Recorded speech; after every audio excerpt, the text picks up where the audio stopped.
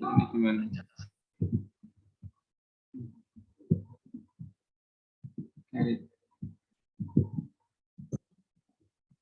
Sama kita masuk ke Yahoo Finance. Oke, ini udah ketikin tikernya atau nama korporasinya, Coolkit ya soal-soalnya kan. Berarti kita pakai datanya ini, datanya si Coolkit. Terus kita masuk ke section yang historical data. Sini. Nah, di sini kita ada pilihan menggunakan daily, weekly, monthly, atau yearly. Kalau kita lihat di soal, oke.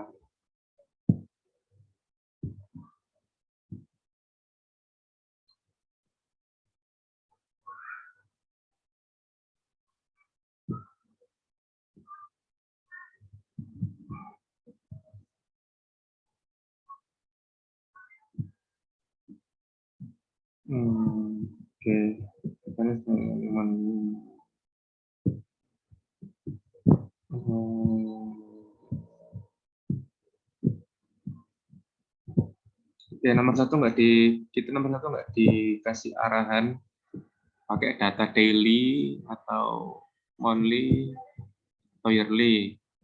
Nah, tapi di sini kita dikasih tunjuk di sini. Nomor 4, kita pakai data yang monthly untuk menghitung ini. Jadi ini aku memutuskan untuk pakai data monthly.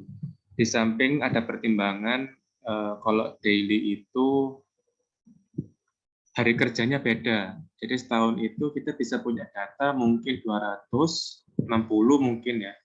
Terus tahun setelahnya mungkin lebih kurang, tapi ada perbedaan 280 mungkin atau sebagainya. Ada variasi data. Tapi kalau monthly udah jelas, setahun ada 12. Lebih mudah comparability-nya lebih oke gitu. Dari tahun ke tahun itu ya datanya 12 itu satu tahun. Itu salah satu alasan pakai monthly itu lebih oke dari sisi comparability-nya.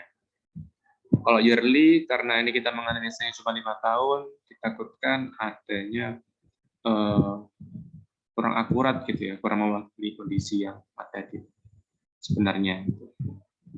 Oke, ini caranya tinggal kita pilih yang monthly, terus kita setting yang 5 tahun, ya, apply. Kalau di apply keluar kayak gini, download aja. Download bentuk datanya kurang lebih kayak gini. Ini bentuknya CSV, jadi bikin baru aja, bikin Excel baru, paste biar datanya nanti lebih enak diolah-olah. Untuk informasi yang didapat dari sini kita pakai yang ini aja, dua data ini. Kita pakai adjustment clause. Kenapa adjustment clause? Karena dia lebih mendekati true value of the stock. Nah, ini datanya harian dah? Ini monthly, Mas. Monthly? Ya, 10. Oh, berarti nilai akhir bulannya ya? Nilai closing pas tanggal 30 gitu ya? Monthly itu ngambilnya tanggal apa ya? Kalau ini langsung outputnya langsung kayak gini. Oh, langsung gitu ya? Kalau, langsung akhir ketika milih monthly, dia outputnya langsung per tanggal 1 deh. Kenapa nggak harian dah? Terlalu akeh harian. Kalau harian perbedaan jumlah kerja, Mas. Hari kerja. Jadi bursa itu kan kadang buka, kadang tutup, tergantung kondisi. Mungkin kalau pandemi, ketika PPKM dan sebagainya atau apa, hari kerjanya itu menurun bisa naik, bisa nurun. Jadi untuk kurang konsisten gitu, Mas, per tahunnya kalau di compare. Oh, karena kita mau bandingin tahunan ya? Iya, 5 tahun. Jadi disarankan pakai data monthly. Oh, berarti pertimbangan monthly karena kita ini berapa tahun dah? 5 tahun berarti? 5 tahun. Ini N-nya nih 61 ya. Ini nggak pakai. Tidak, pertimbangannya kenapa bulanan, kenapa harian tadi apa? Tadi itu, Mas, yang daily itu hari kerjanya berbeda. Jadi karena hari kerja ya? Iya. Jumlah data yang kita dapat berbeda. Itu nanti jawab ini juga. Yang poin Nyambung. 4. Nah, ini isunya apa gitu kan. Oh. Daily, weekly, quarter ya itu. Sorry, Mas Nanda. Ya, gitu. Saya minta tolong diulang nggak? Aduh, aku ini. Tolong diulang nggak? Dari mana, Bu? Sorry. Ya, dari awal tadi, Mas. Yang ngambil data udah ya? Berarti kita ke webnya, Ya, atau tadi juga ke webnya. kita masuk ke financeyahoo.com. Oke, itu. Terus nanti biasanya keluar pop-up pertama kayak gini, terus kita masuk ke historical data. Ini diklik, terus kita pilih frekuensinya Monthly. ini ya. Terus ini apa namanya, time seriesnya kita pakai 5 tahun. Tadi kan soalnya diminta sama soalnya 5 tahun. Kalau udah tinggal di apply, oke, kemudian di download. Nanti keluarnya Excel yang kayak tadi. Oke, ya. Oke, sampai sini kita udah punya informasi atas saham si CL ya. CL Bluegate. Terus kita kan membandingkan dengan market ya. Yang tadi kenapa detail, Mas? Angka tadi yang banyak, kan tadi banyak kolom ya? Ya. Itu nggak kepake? Nggak kepake, soalnya kita cuman kita cuma buat informasi closing price atas saham itu pada tanggal ini, per akhir bulannya, awal bulan ya, Bu. Awal bulannya. Nah, di sini kan sebenarnya open, high, low itu kan pergerakan gitu ya. Cuman di sini ada dua data yang menarik itu kolom E sama F. Di situ kan ada E itu close, terus F itu adjustment close gitu ya.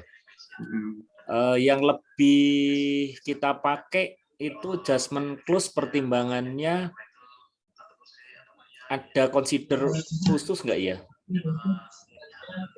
Ini teorinya ya. Iya.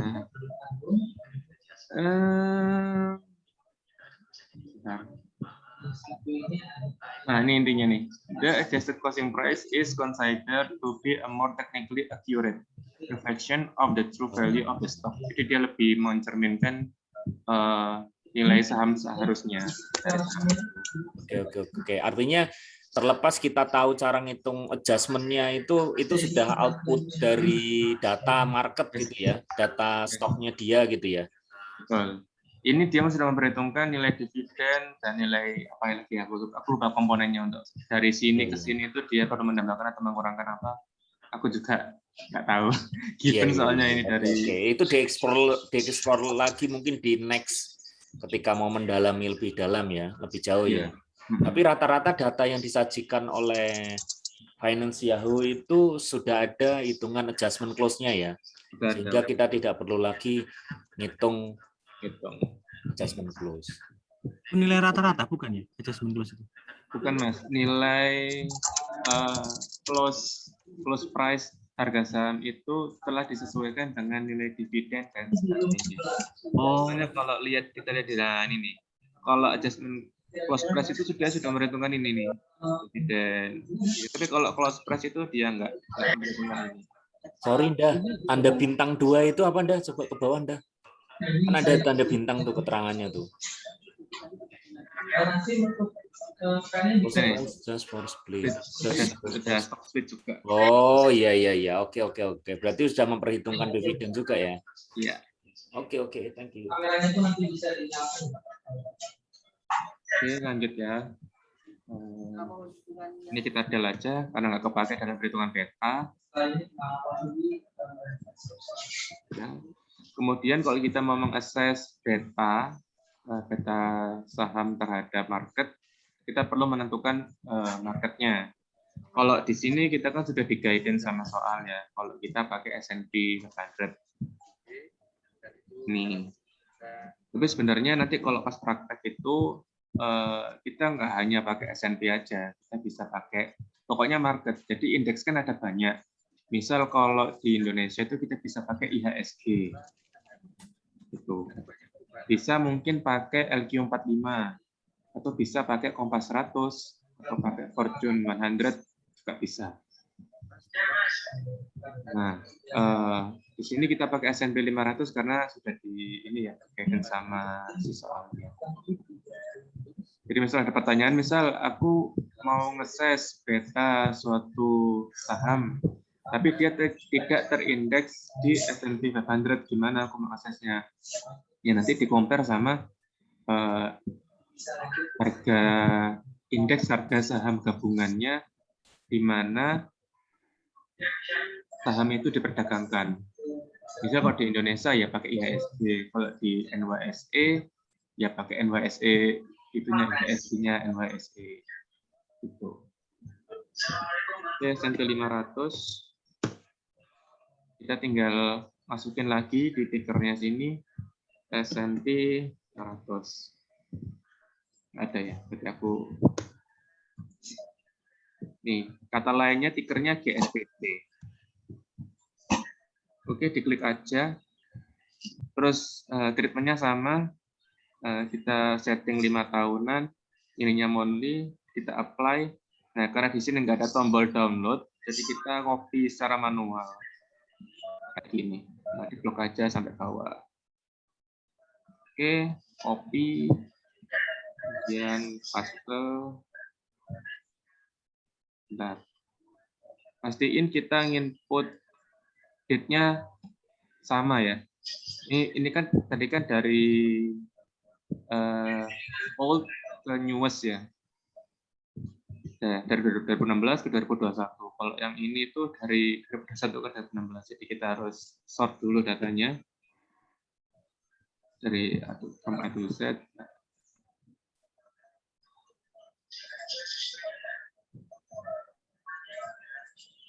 2016 ya orang masuk ya. Iya. Oh, short-shortannya anu kayak. Atau ini ndah kayaknya Oh, iya. formatnya ndah formatnya. Ndah. Formatnya.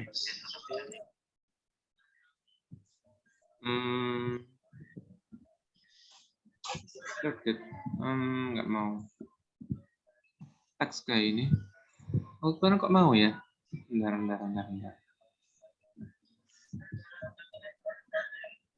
Ini kalau ke sini harus login dulu ya Mas Nanda ya? Oh, enggak. Sign up. Oh enggak. Enggak, tinggal ini aja. Free kok ini informasinya semua. Nggak perlu sign up dan ini.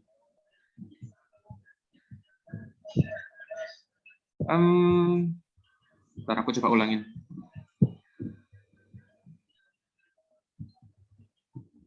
Atau master spesial dah.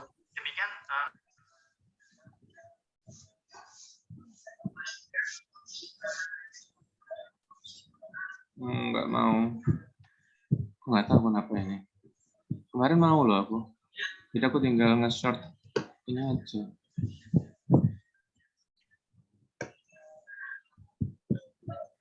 Format DT kayaknya perlu dimodify ya. Iya. Ntar ya, aku sulap dulu.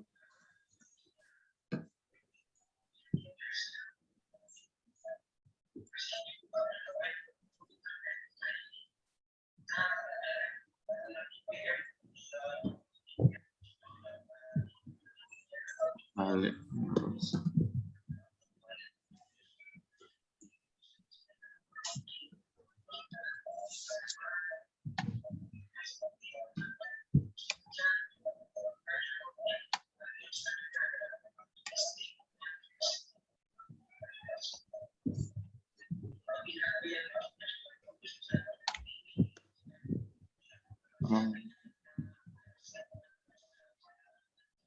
Udah 1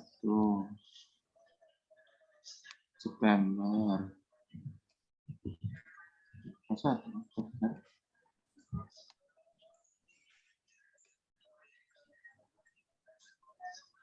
Mana ya, harusnya 17 ya.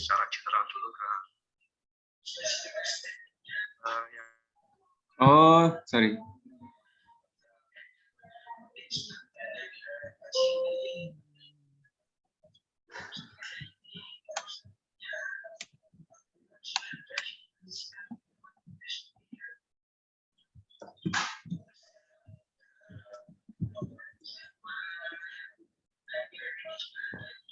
Oh, tetap nggak mau. Bentar. Ya, kurang ya.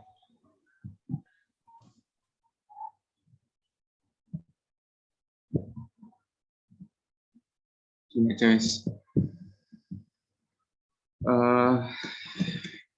Ya, malah ya deh.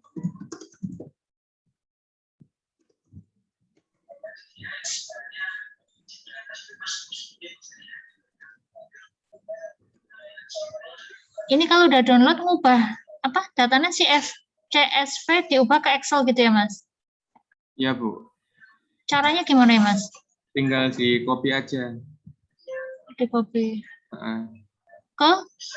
ke Jadi kan tadi ini CSV-nya kan ini, aku copy, bikin blank workbook aja baru, di copy ke file yang baru. Terus kalau udah tinggal di close aja. Aku pakai.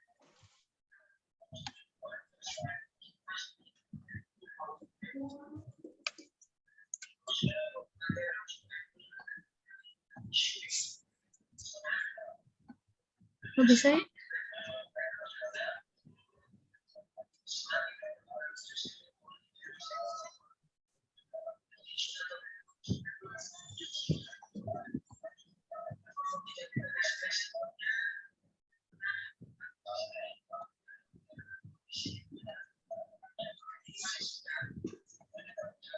Nah, jadi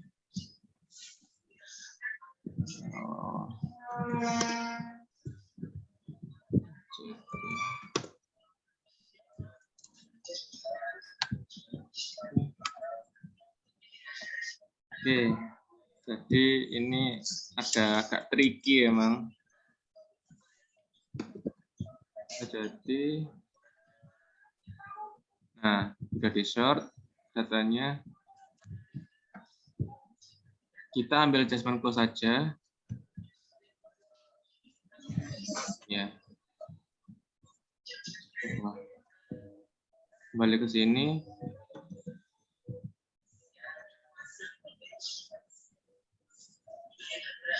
Kerjain sama.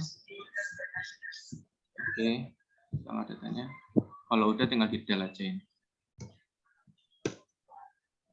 Oke.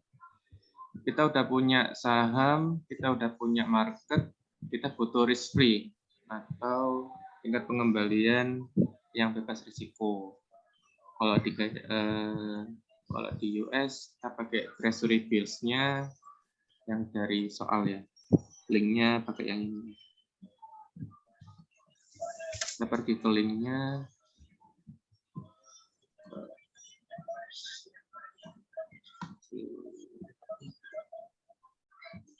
Oke.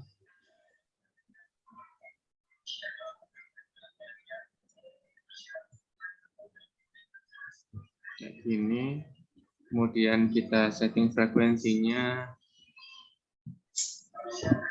Mana ya? Setting ini. Oh ini. Kalau misalnya teman-teman bukanya itu udah quarterly atau semi-annual atau nol, tinggal di convert aja jadi monthly. Terus kalau udah pakai data 5 tahun. Kalau udah tinggal di download. Mana kan ini? Tinggal di download.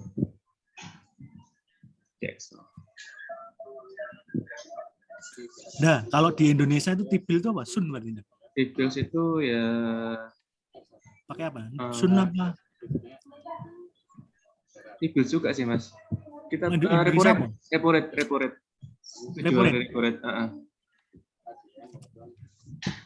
Datanya di mana kalau Indonesia?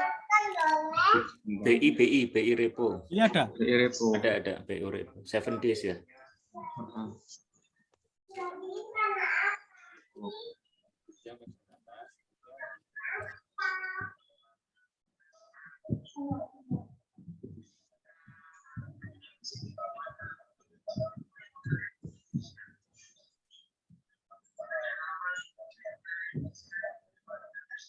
Ya ini. Nah, nih SBI bisa juga. Ini Mas, linknya Mas.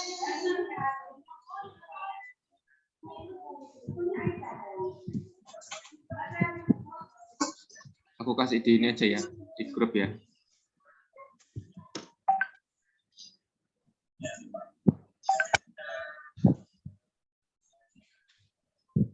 Wait.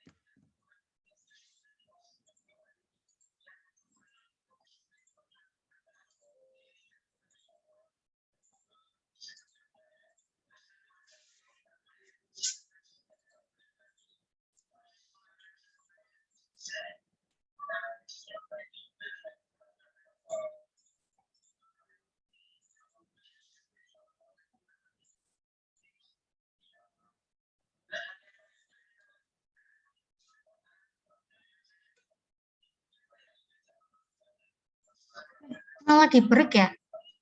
Oke, sorry. Enggak. Oh, Ada ini tadi KWA. oh iya. Tapi saya mana kita ya? Rizfri ya, Rizfri. Oke, kita udah punya datanya, kita tinggal masukin ke tabulasi aja. Ada proses ikutan yang harus kita siapkan ya. Pertama masalah RKAP yang ini kan mau berjalan, berarti RKAP ini masih berlaku ya. Sebentar. Yang kedua kemudian masalah nah ini harus cocokin ininya antara apa namanya bulannya tadi apa namanya kan melenceng. Manajer 1 sama 2 ya tadi ya, Barat sama Timur itu. Jadi data bisa dipakai dari sini. Nah, itu udah disiapkan ya, saya pikir Komparasinya disesuaikan gitu ya, Nda ya?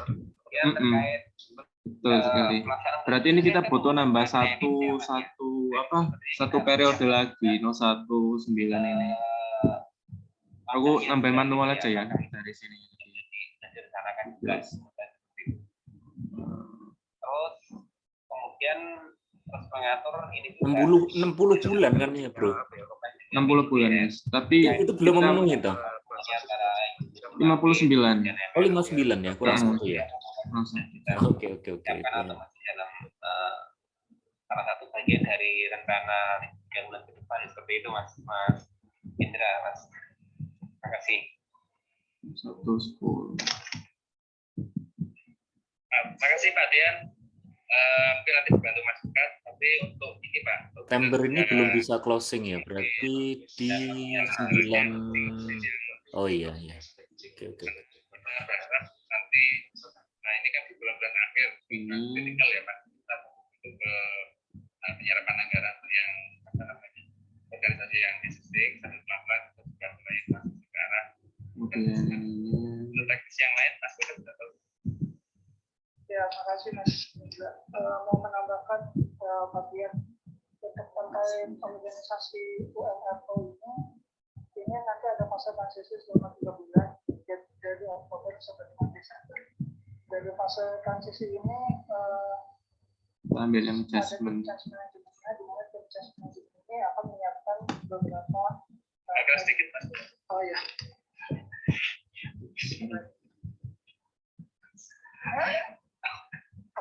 Jadi nanti dalam 3 bulan ini ada beberapa item yang harus disiapkan oleh tim supaya ketika pada saat bulan Januari ketika launching organisasi UMRO ini item-item tersebut sudah final ya.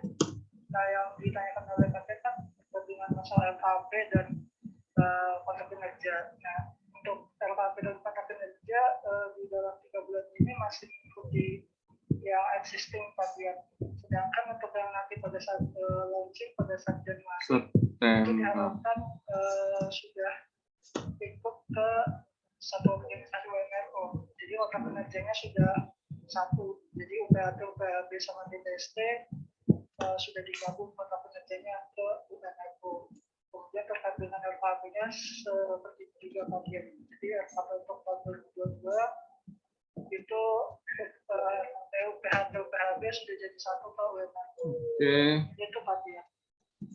Yang anu Mas, yang apa proses bisnisnya dengan unit pembangkit terus Kita punya ini, kita terus nyari only return ya. bagian di elitnya ya, listriknya seperti apa itu kira-kira dalam masa transisi ini ya kita akan siapkan ya. Iya betul Pak Dian. Jadi dalam masa transisi itu kita siapkan semua dari proses bisnis, terus apakah butuh dibentuk listrik baru di elit atau enggak. Kalau emang butuh pembentukan listrik kan berarti butuh semua ya dari Pak Dian. Ya termasuk yang kemarin yang Rumusnya sekarang jadi keluar teman-teman adjustment close price terkait transaksi T1 dikurangi sama close price payment 1 dibagi sama payment 1. Iya Pak Dian. Kalau misalkan emang ada listriknya Oke, kita tarik turun rumusnya. Kemudian tugas NP sama rumusnya close price T dikurangi close price payment 1 dibagi close price payment 1. Udah, tinggal tarik ke bawah. Untuk T-bills, rumusnya dia ini karena rate-nya itu tahunan, jadi kita dibagi 100. Oh, udah dalam persen dia. Mas Indra mau tanya, Pak Indra, kalau yang ini Mas minta pada saat detail yang tag tadi, aspek tadi, Udah bagi sehari kita bagi 12 karena ini rate-nya annual. masih ada ini ya, yang di tagnya itu. Ada yang apa? Ada yang eksis gitu ya. Udah ketemu money return-nya. Kita sekarang hitung standar deviasi sama average money return. Oh, nggak semua ya. enggak cuma satu bidang aja, satu bidang yang di Terima kasih karena ini masih terkait ini ya, kita kan punya ini ya. Rumusnya Sama seperti itu ini. nanti kan masih kita kaitkan dengan di tag gitu. Khawatirnya kalau tagnya nggak ada nanti kita bingung cantolan untuk menghasilkan itu sih Pak Logan. Masih ada jadi ya nggak semua. Nanti masih ada ini hanya kita istilahnya yang paling inline dengan jasa harga kedua mana BTC dashboard tersebut sekaligus nanti ada payungnya bulan. Oke, terima kasih Pak Indra. Untuk average ada dua pendekatan. Yang pertama arithmetic sama geometrik. Kalau arithmetic itu dalam jangka yang lebih pendek ya, kayak kalau di bukunya Ros itu dikit itu kan 10 tahun ya. Jadi kalau kurang dari 10 tahun pakainya arithmetic. Untuk geometrik itu kita gunakan kalau kita mau menghitung pensiun dan jangka waktu yang lama-lama itu pakai geometrik. Kalau geometrik kita perlu nambahin ini ditambah 1 karena nilainya harus positif. 1. Apakah bedanya antara basic dengan Kalau aritmetik kita tinggal rumusnya dengan average aja sih. marketingnya Pak? Jadi secara Average selesai. Terus rate tetap Pak yang istilahnya rate selesai. marketing Rate produk perusahaannya ada di BSN. Tapi di MRO selesai. ini nanti dia diberikan kebebasan juga Pak untuk mengelola portfolio karena pasal yang kebanyakan tuh misalnya Ada yang monthly return itu karena fix gitu ya, kita nggak perlu ngitung deviasinya, selisihnya gitu maksudnya. Monthly return-nya itu nggak diselisihin gitu ya.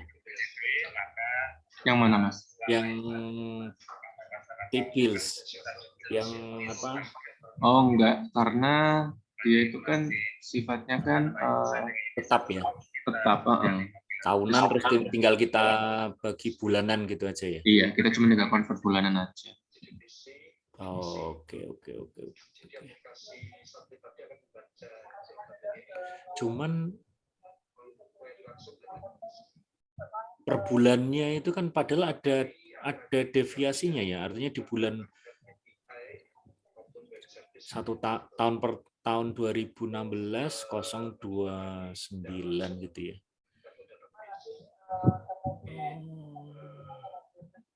Oke. Memang nggak dihitung ya, Anda ya? Enggak, Mas. Memang kalau yang risk free ini kita cuma tinggal, dia kan sudah apa ya?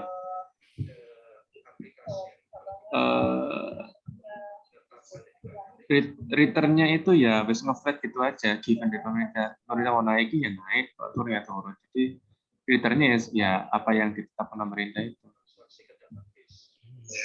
Jadi nggak lihat ininya, apa namanya, selisih variansi ini. Gitu.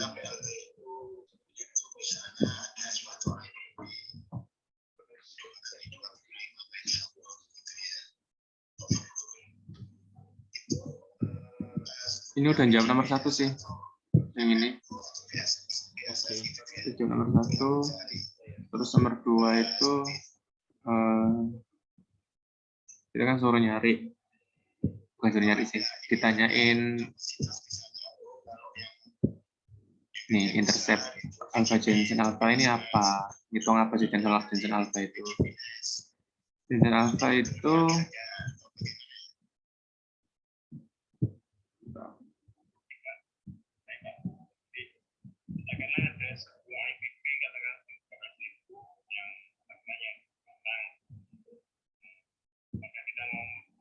nih, Jensen alpha itu mengukur excess return yang tidak dijelaskan oleh beta dari sahamnya.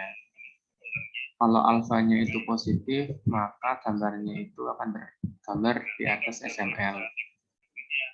Dan memiliki excess return atas systematic risk. Sedangkan residualnya itu adalah error dalam situasi perhitungan regresi dan merupakan bagian yang tidak dijelaskan oleh market model. Jadi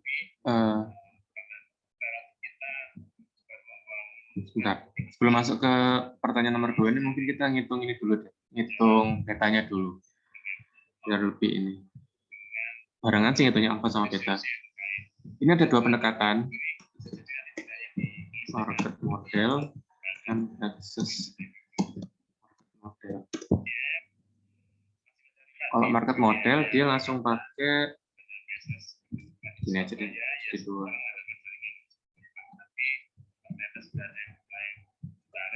Alpha, beta. Alphanya dari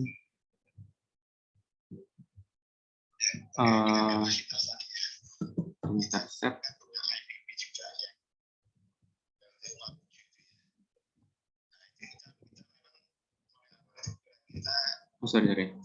intercept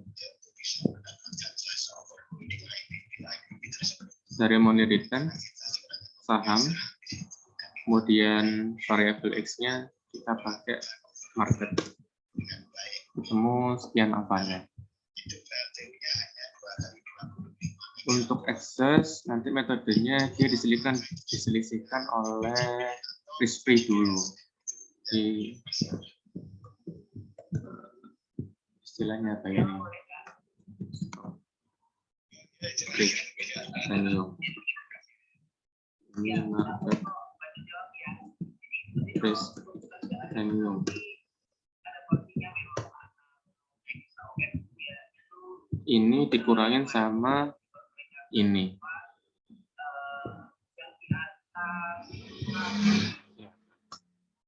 Kemudian terus yang market kurangin sama ini. Nah, kamu terus Sorry dah. Yang market risk free-nya itu kita gunain yang +1 ya? free premiumnya. ini. Monthly-nya nggak pakai yang monthly kolom F tapi kolom G. Oh iya, sorry mas. List sini. Luar biasa Mas Uni. Oke. Ada lagi? Lanjut. Oke, udah kalau access market base model, variabel Y-nya itu kita pakai yang stock list premium. Sedangkan yang X-nya kita pakai market base premium. Oke, ketemu 0,43 sama 0,03. Ada perbedaan ya. Kemudian beta. Kita ngitung betanya ini ada beberapa metode sih. Yang pertama kita pakai regresi atau pakai rumus. Kalau rumus slope, kalau market sebenarnya gini sih, tinggal di copy aja. Kita copy aja rumusnya, ini. Terus diganti depannya slope. Slope. Nah, ada perbedaan beta. Ini kalau sekilas kita lihat, kalau kita compare sama betanya di Yahoo Finance, itu mirip. Ini betanya. 0,59, kita ketemu 0,59 ya. Ya, mirip-mirip lah ya. Sedikit lah. Oke, untuk untuk mengakses data ini kita bisa kita pakai regresi. Masuk ke data tab, kemudian data analysis, kemudian masuk ke regresi.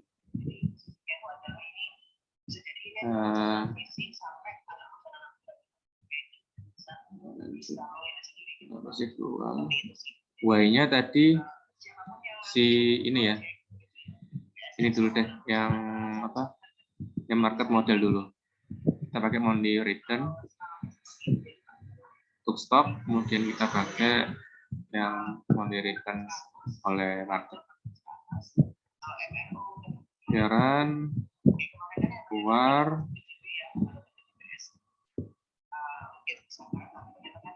Kalau kita lihat dari sini, model perhitungan kita bisa digunakan karena model yang kita bangun itu signifikansi F-nya signifikan. Gitu. Jadi model yang kita bangun ini bisa kita pakai untuk menganalisis kejadian yang terjadi. Kemudian dari koefisien value-nya juga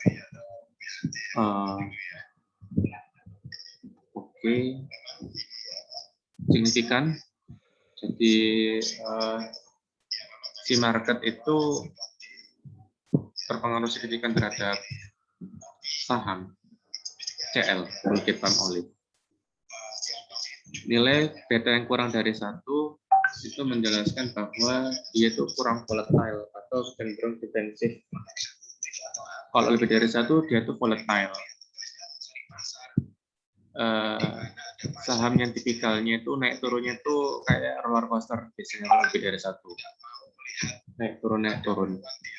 Jadi kalau mau main defensif atau main aman ya dia itu nge-flat gitu aja. Volatilitasnya lebih rendah.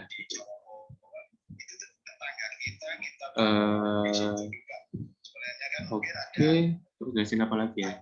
Oh iya, nanti kan di poin 3 kita suruh gambar SML lainnya ya, SML atau security market lainnya. Ini kita tinggal nambahin trendline aja sih. Beda gambarnya. Model yang kita bangun nanti coba di line speed plot. Itu menjawab nomor ini. Mana sih? Ini.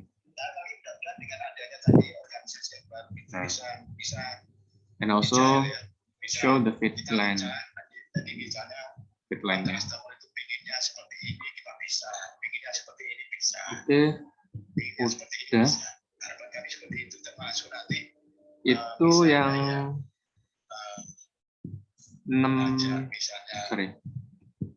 tahun market model. Kemudian kalau access market model cuma ganti datanya aja sih, pakai yang risk premium itu aja. Terus yang nomor 3 ini kan disuruh ngitung yang 3 tahun. Kita cuma pakai tinggal turunin aja datanya. Jadi gini misalnya.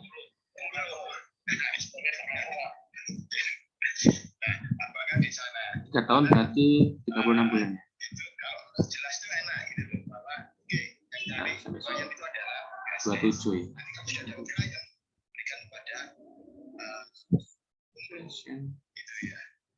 Tinggal diganti 27. Tinggal diganti 27. Oke. Ini 3 tahun. Itu ya harus sering-sering silaturahmi gitu. Fungsi marketernya. Jadi kita tidak sudah ini ya mungkin tidak seperti saat ini di mana kita lebih banyak di Modelnya signifikan. atau di kantor. Barangkali signifikan. Untuk Kurang lebih ini semua udah menjawab apa yang di mini case itu sih. Monggo kalau ada yang masih bingung bisa ditanyakan. Saking bingungnya, bingung mau apa yang ditanyakan.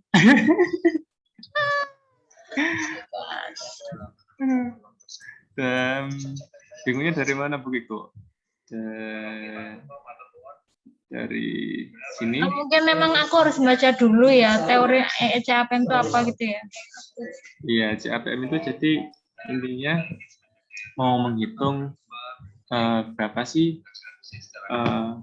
risiko, berapa tingkat pengembalian yang kita harapkan karena kita telah menanggung suatu risiko gitu sih.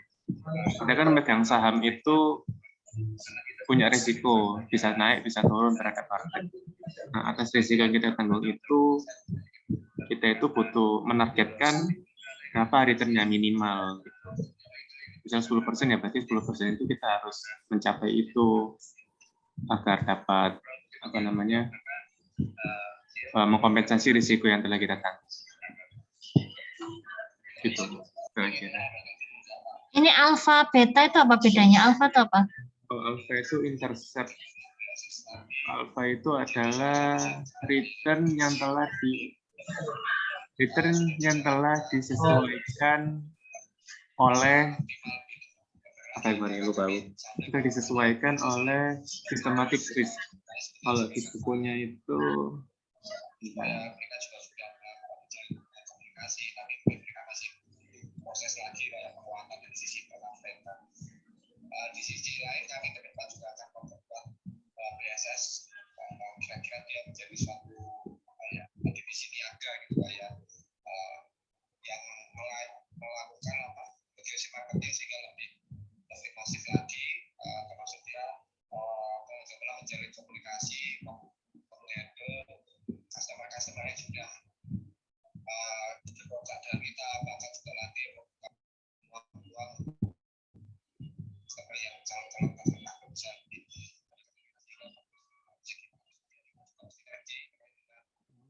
stakeholder di penguatan stakeholder tadi sudah ada fokus untuk ke sana yang sekarang dilakukan oleh tim SAM.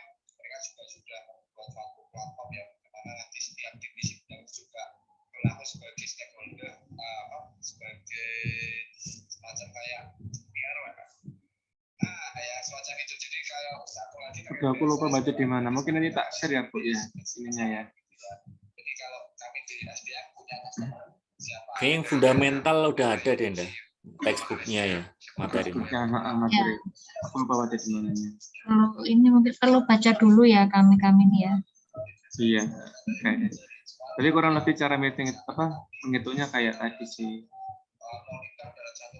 Ini insya Allah udah menjawab semuanya. Nda, sorry Nda. Kalau tadi yang regresi tadi untuk ngukur apa namanya membuktikan gitu ya, itu harus tanda No, Mas? harus dilakukan toh. Maksudnya kita harus ngitung signifikansinya seberapa, terus tadi yang regresi tadi. Iya. Kenapa ini harus dilakukan ya? Bukannya rumusnya beta itu sudah teruji gitu ya. Artinya ketika kita menggunakan rumusan itu, Kalau kita pakai rumus aja itu belum tentu informasi beta yang kita pakai ini valid, Mas.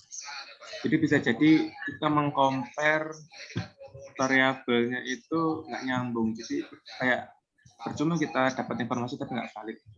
Kalau bagusnya pakai regresi itu kita bisa tahu p-value-nya. Jadi model yang kita bangun buat nyelesain CAPM itu bisa dipakai. Mungkin dia nggak signifikan ini karena mungkin marketnya itu beda. Jadi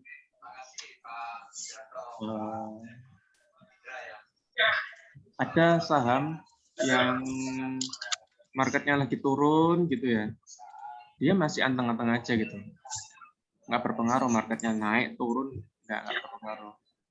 Jadi kita apa namanya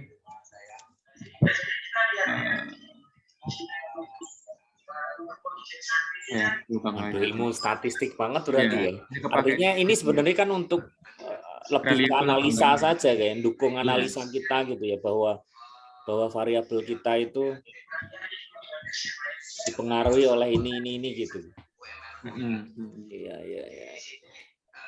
Aku lali dah ngitung-ngitung ini kapan dikatakan signifikan, terus kapan saling berhubungan gitu. Ini signifikansinya 5%, Mas. Ini udah di bawah 5%, berarti dia berpengaruh signifikan. Kalau ini dia tidak berpengaruh signifikan, jadi data ini kita nggak bisa pakai intercept-nya ini. Intercept atau alpha itu tidak bisa dipakai karena p-value-nya tinggi. Oke, batasannya berapa tadi? 0,5? Signifikansi tergantung ini sih, tergantung peneliti yang netapin. Tapi umumnya di ilmu sosial 5%. Umumnya 5%. Ini berapa persen ini? 0,00001. Di bawah 1%. Berarti dia signifikan di tingkat confidence interval 99%. Oh, oke. Makin ke di bawah 5 itu berarti makin bagus gitu ya? Makin bagus. Makin valid. Makin valid ya. Anomalinya nggak terlalu banyak gitu ya? Kalau anomali dia lihatnya di standar deviasi sama varian.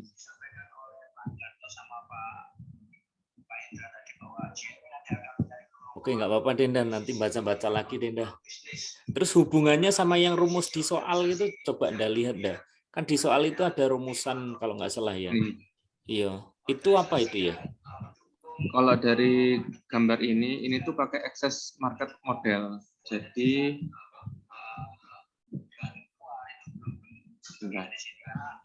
yang tadi kita gunain itu yang kita kan ngitung dua tadi ya, market model sama excess market.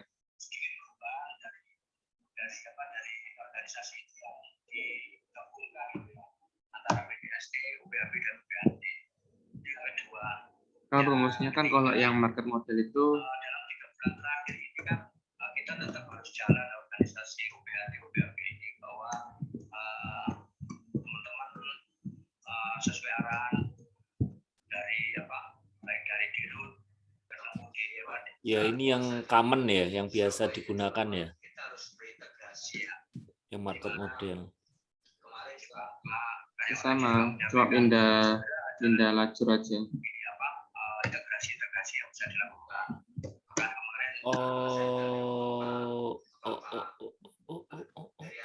Kalau persamaan kita kan datang Y-nya, berarti Y di sini tuh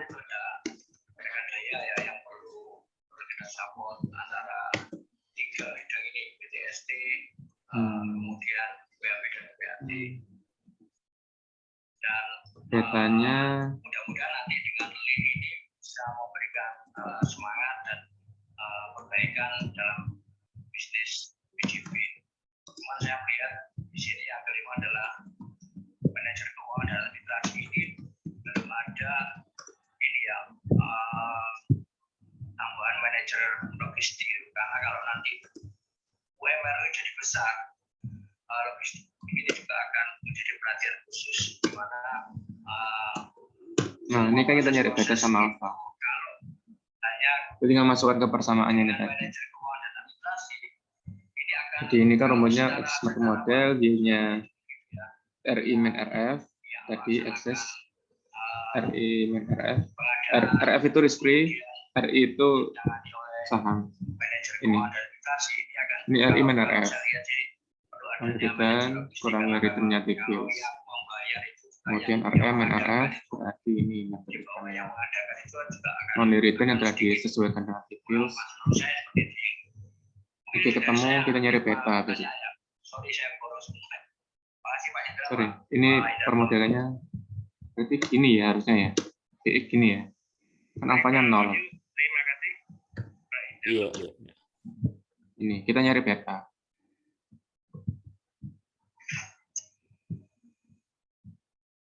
Kalau yang di soal sih aku nangkapnya gini pakai Excel market model karena permodelannya kayak gitu. Memang Pak intinya sebetulnya Tapi dalam regresi kan ada konstanta atau yang tadi itu konstan sama satunya itu apa? X residual. Jadi kalau sebenarnya rumus regresinya itu harusnya itu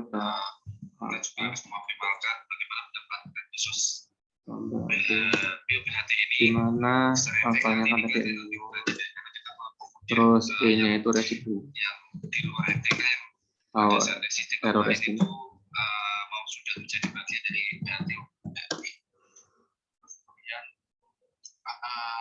Alfanya 0 itu kegambar ketika gambar ini interceptnya kan di 0 interceptnya.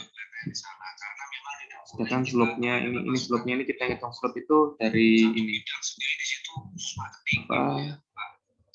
Risk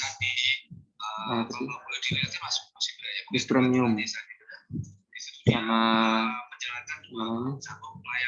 log risk premium itu ada di nah ini nih. Slope-nya itu kegambar di sini nih.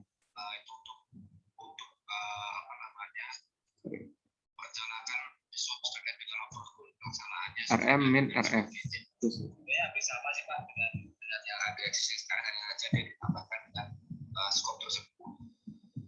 Terus kemudian apa lagi? Masukkan udah tambahkan nanti Ya, satu lagi ndah. Perbedaannya kalau dikaitkan dengan WACC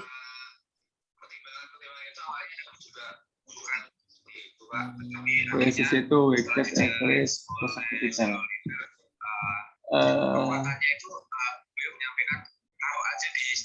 Mirip sih Mas, WACC itu kan 20 pas. cuman itu yang ini ya, yang private mungkin ya, yang perusahaan private gitu ya. Ngitung dari lupa Mas, yang babnya WACC ini sama refresh yang- dulu aku Mas.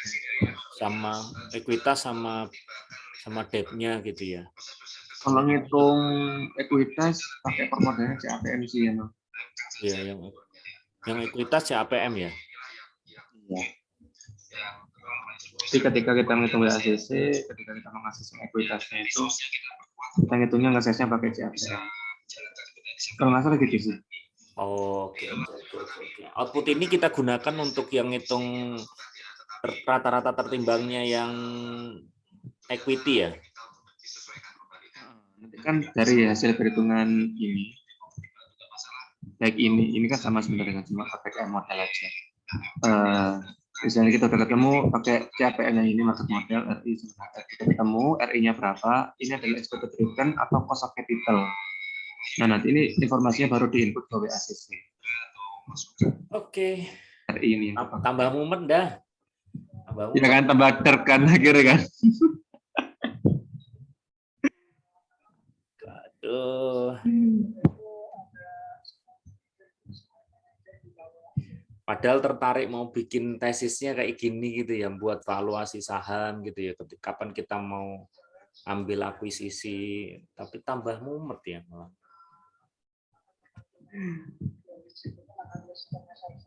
Lumayan Mas. Tadi kan juga masih belum apa ya, perlu divalidasi Bu Fitri ya. Aku takut menyesatkan, makanya aku belum berani nge-share sini. Enggak, tapi kalau teknik-tekniknya yang tadi itu kan common gitu ya, artinya sesuai dengan panduan gitu. Cuman mungkin yang perlu di justifikasi lagi kapan kita pakai market model atau excess market model gitu. Itu yang pertama. Kemudian sampai harus ngitung regresi tadi juga mungkin itu kombinasi yang lebih expert lagi gitu ya untuk melihat korelasinya ataupun signifikansinya gitu. Ya, sementara itu monggo teman-teman kalau ada atau mau diendapkan dulu gitu. Iya, mau nanya juga bingung mau nanya apa. Tapi ini nanti bisa di-share ya Mas Nanda ya? Ya, bisa kirim Bu. Iya.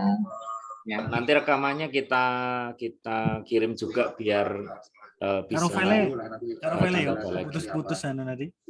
Keputusan udah nggak paham. Opone aku ris.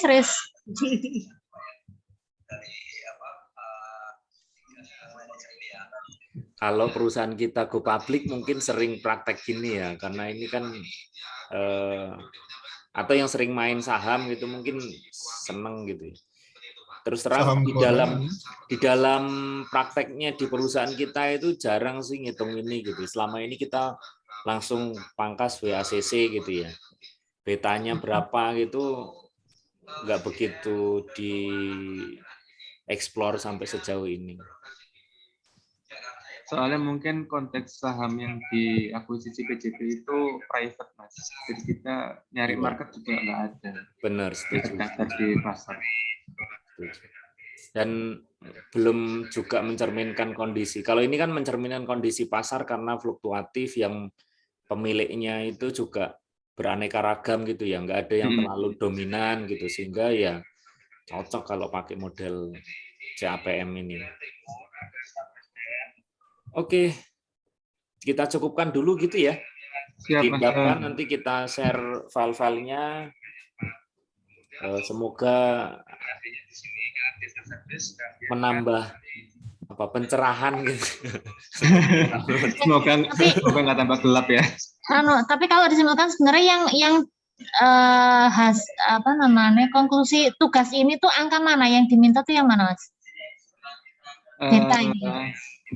Beta. Ini 0,5975 ini. Ya, ini. Oh, itu. Walaupun di soal kan sudah ada ya, Anda ya. Oh, sorry. Di website pun tadi ketika ente ngecek tadi kan juga sebenarnya kan sudah ada informasi beta itu kan. Ya, kita cuma gitu. Recalculate aja. Ini yang 5 tahun yang aku takut salah nafsu. Kalau ini apa? Bacanya apa berarti? Betanya 0,5 tuh artinya apa, Mas Nanda? Artinya itu dia itu volatilitasnya itu lebih rendah daripada pasar. Volatilitas apa, Mas? Volatilitas itu naik turunnya harga saham. Jadi itu sekarang 1.000, ntar tiba-tiba naik jadi juta gitu. Itu ekstrim. Mungkin diterjemahkan dalam bahasa bahasa gampangnya, semakin kecil beta maka resiko makin kecil gitu kali ya. Resiko apa? Resiko pasar tadi naik turun tadi.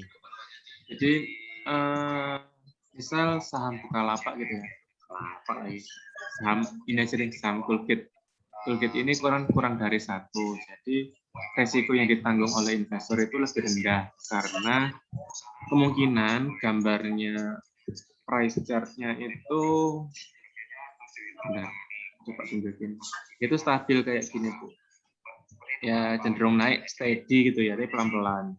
Nggak kelihatan, kamu share screen ini tak? Oh, sorry. Belum berubah. Kayak gini. Dia cenderung pelan naiknya. Dari 84 itu dia naiknya pelan. Beda sama gambarnya apa ya? Oh, ini nih. Contohnya mungkin. Nah, ini kan betanya lebih apa ya, naiknya itu lebih volatile gitu, atau Nah, Mbak Kiko, mungkin yang beta ini kan di sini 1, ada yang 2,5 gitu ya. Itu terlalu fluktuatif gitu naik turunnya. 1,4 gitu kan, di sini ada yang tadi kan kita 0,5 gitu. Cenderung lebih stabil. Harga saham yang kita tanam tuh lebih stabil kalau kurang dari 1 gitu ya. Iya gitu. Iya. Itu yang diinginkan tuh yang kurang dari 1 gitu ya. Tergantung ada risk profile dari investornya. Jadi kalau aku tipikal orang yang agresif gitu, pengen return yang maksimal, returnku pengen tinggi, jadi aku harus menanggung resiko yang tinggi juga.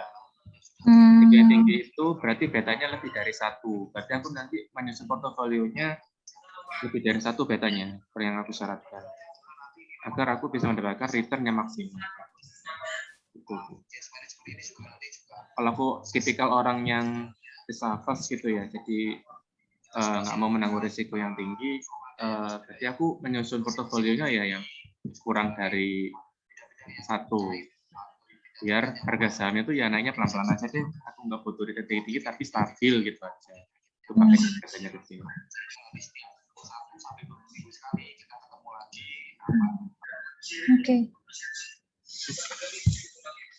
Oke. Monggo yang lain ada yang mau nanya, Pak Heri, Mbak Leni, Mas Fariza, sudah tahu paling ya. Yang ngontok kayaknya mereka.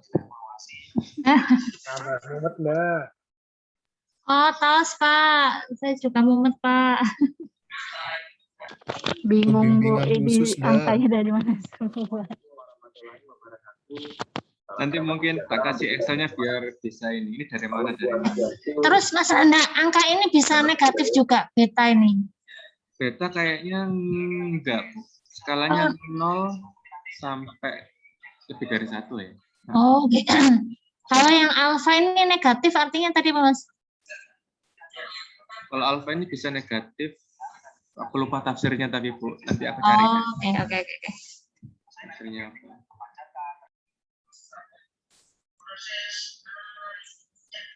Sebentar Mas, ke kiri Mas yang ke tabel ini Mas, aku nanya. Enggak apa-apa ya Mas, ini aku nanya-nanya, masih ada waktu. Oke. Ya, aku nanya yang sejauh yang aku mampu paham. Ke kiri. Sebentar, ini adjective clause tadi apa Mas, yang di bawah CL ini apa Mas, angka apa ini Mas? Itu harga saham close price apa ya? Harga saham penutupan ketika hari ini. Oh, hari ini ditutup dengan harga berapa gitu ya? Ya, betul. Itu jam 24 gitu berarti, misalnya asumsi. Ya, mungkin kayak gitu kurang lebih. Monthly return ini apa tadi Mas? Ini adalah kenaikan suatu harga saham. Misalnya 0,04 ini mencerminkan bahwa ada penurunan dari 65 ke 63, jadi dia minus. Oh, karena negatif ini ya? Iya. Oh, ini turun. Oh, jadi dari September ke Oktober dia turun sekian gitu ya? Iya. Stock risk premium ini apa Mas? Ini adalah excess return yang kita dapat, pengembaliannya berlebih karena kita mendapatkan karena kita menanggung resiko sehingga market itu memberikan return yang berlebih bagi kita. Return itu apanya Mas? Return itu kan jadi kita sudah menghitung ini ya, money return minus 0,04 ini. Terus kita bandingkan kalau aku investasi di investasinya pemerintah yang risk free di treasury bills, itu aku dapat returnnya 0,03%. Jadi aku ada selisih antara money return sama money return dari saham sama money return dari T-bills itu adalah ini. Ini adalah pengembalian yang aku dapatkan karena aku berinvestasi di saham ini.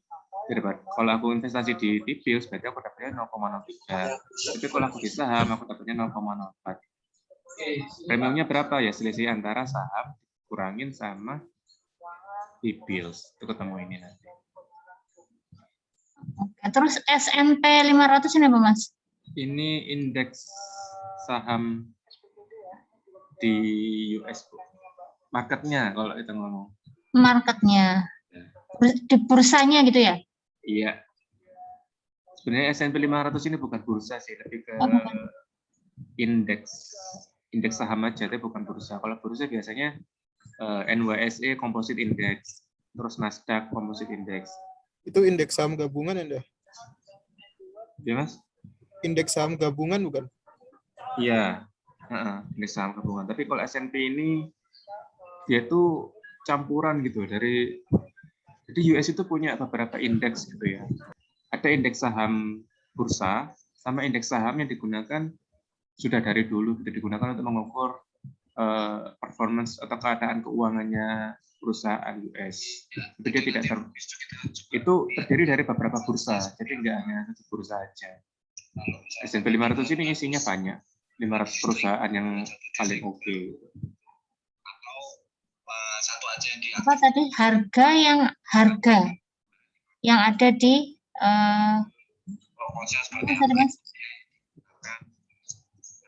Gimana, Bu? S&P apa? S&P 500 tadi berarti indeks yang ada di bursa, bukan bursa ya? Indeks saham di US. Indeks saham di US. Salah satu indeks saham di US yang menggambarkan keadaan kinerja keuangannya US gitu ya. Oh, kondisi total di US gitu ya, yang apa? Kinerja sahamnya di US gitu. Iya. Dia apa namanya? Punyanya Jata ya. Terus itu yang monthly return plus 1 itu gimana, Mas? Ini buat ngitung kalau kita ini kan aritmetik. Pilih salah satu nih. Kalau menurut saya gitu ya di awal. Ada metode satu lagi namanya rate only geometric. Besok kita diskusikan. Kita pakai yang plus 1 ini. Yang 1. Dari kami itu ada satu pertanyaan lagi mungkin yang kami satu saat.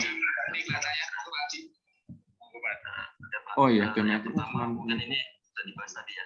Saya cuma ingin menegaskan apakah umroh ini menjadi unit bisnis gitu ya, seperti yang dulu mungkin kita punya UPH gitu ya.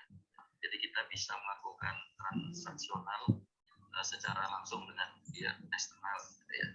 Apakah seperti itu atau mungkin masih tetap dianggap sebagai cost center saja. Kemudian yang kedua, saya melihat ini sebenarnya simple ya, penggabungan antara UBHT, UBHB dan BTST gitu ya. Yang saya lihat berarti tidak ada penambahan dari sisi jumlah teknisi ya Pak ya. Dari jumlah teknisinya tidak bertambah. Padahal mungkin kalau kita lihat tadi latar belakangnya ini secara skop pekerjaan ada bagiku abot sirai. Apa? Sirai abot. Abot banget. Mau kok disonggo terus abot ah. Abot yo. Dan yang terakhir mungkin ini sebenarnya iki sing keuanganmu mat sing SDM teko ngambil yang teko ndi yo. Mosok misalnya nanti ujian kayak gini lah kita ngerti kutu lah aneh kami ini enggak loh, paling nggak semua ujiannya nggak kayak gini yo. kalau saya melihatnya Ini kan cuma satu aja, satu soal aja maksudnya. Soal yang lain enggak. Jadi yang meminta material jasa. Enggak, kamu udah masuk yang kuliah yang ini tadi, yang soal yang ini udah pertemuan. Iya Mas. Sing kuliah MKU kapan? Kuliah apa Mas? MKU yang jawab soal ini. Oh MKU. Kok bengi Mas? Kok bengi ya, wes berarti sing sok meneh. hasil validasi soalnya kan.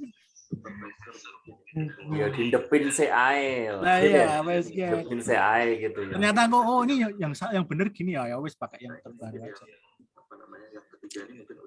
Tapi udah keren kan, harus ngitung beta gitu guys. Dan yang penting kan bukan bener salah ya Dan. Iya. Penting ngumpul ngono ya Den ya. Tapi nek kayak gini soalnya kan sama ya, pendekatannya kan pasti sama atau nanti. Apa yang bikin beda? Kan sumbernya kan kayak tibilnya juga sama, terus itu kasusnya kan perusahaannya juga sama. Yes, cuman datanya sebenarnya bisa dirubah-rubah Dan. 5 tahunnya itu tadi Nanda kan patokannya Agustus ya, dah. Agustus posisi terakhir Agustus. Oh. Nah, bisa aja ente tarik mundur lagi. Oh, aku pakai 2020 sampai 2000 di cut off-nya per Desember gitu kan bisa juga. Cut off-nya sebenarnya cut off laporan keuangan kalau di luar itu bulan apa sih? Enggak Desember kan? Enggak. Enggak tahu kapan. Nah, Indonesia kan Desember kan. Nah, luar itu apa? Juli ya? Juni apa ya? Juli. Iya. Oh, berarti yang membedakan nanti di situ aja tarian datanya ya. Iya, tarian data. Tapi mesti kan ono sing podo. Ya kalau settingannya nggak dirubah ya sama pasti. Itu jawabannya kan Kecuali ente nariknya nanti pas ini September belum closing juga. Ya, belum ya. lah, Agustus. Berarti data terakhirnya pasti Agustus yang ngulangnya. Rata-rata orang-orang ya. Rata-rata orang-orangnya. Pertanyaannya sebenarnya B itu kan yang kolom O17 itu ya, tanda tanya B itu. Berapakah beta itu? Iya. 0,9. Tapi enggak, itu kan jadi di Anggone Finance Yahoo kan bisa beta nih di situ. Iya, sudah ada. Buat pembandingan. Mari calculate Mas, kita ngitung manual. Caranya ya. Itu bedanya apa? Itu ditanyain di sini nih. Compare your beta for calculate untuk beta you can on Finance Yahoo. Mirip enggak gitu. Terus kalau beda kenapa? Bedanya karena faktor bulan itu ya mungkin ya. Aku tadi kemarin jawabnya mirip karena dia mirip sih. Gitu paling gampang. Mirip berarti dianggapnya bener kan? Iya, berarti ya wes lah. Mirip. Kalau jawabannya nggak mirip ya ndak? Ya berarti salah jawabmu. Jawabmu salah bro. Ketemunya mirip soalnya ya wes. Kudune mirip yang gitu nih. Wong iku nanggone WP Finance Yahoo, makanya kudune anggapnya bener lah. Kalau di webnya yang sebelah mana Mas Nanda? Yang di mirip baris kedua ini, Mbak. Bentar, buka beta ya. Ini ada beta monthly nih. Beta 5Y. Nah, Oh, itu 0,59. ini kan fokusnya berarti technical aja kan ya Anda? Dan dulu fundamentalnya kayak apa ya? Iya. Ini masuk portofoliomu nggak ada? Colgate. Oh, oke Mas, Colgate Mas. Nggak menguntungkan dah. Returnnya piro sih Dek? Kecil ini 0,59. Aku growth stock. Nanda ini suka resiko berarti gitu. Kalau menganggap ini Resiko Staker ya, gue semua kurang gendang. budget sih Bu, aku Bu. Jadi yang ya nggak terlalu tinggi, nggak terlalu rendah lah ya. Medium aja.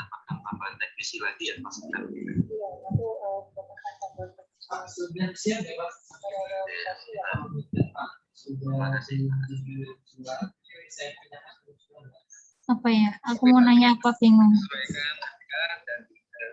Monggo.